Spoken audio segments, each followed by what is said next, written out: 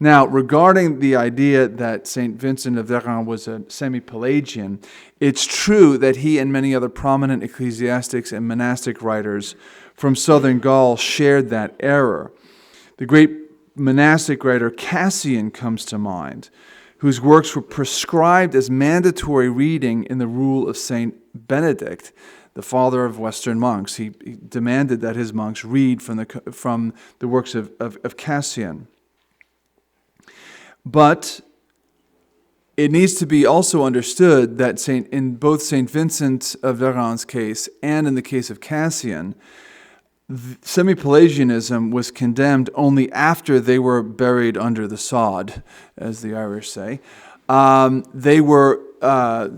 It was not condemned until the year 429 in the Council of Orange, a regional council in Gaul, which was 2 years later confirmed by Pope Boniface II, the first Germanic pope, by the way. And that approval of Boniface II extended the teachings of the Second Council of Orange to the Universal Church. So, although it was not an ecumenical council, they say it has the authority of an ecumenical council because the authoritative teachings were made so by Pope Boniface II. And a lot of it came right out of the writings of St. Augustine and right out of the writings of St. Prosper of Aquitaine. No, we're good. All right.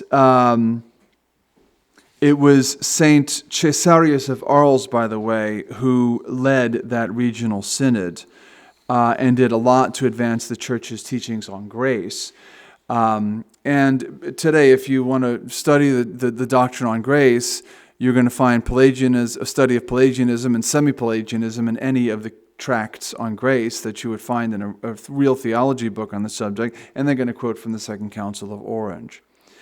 Now let's get back to the contents of the Commonitarium.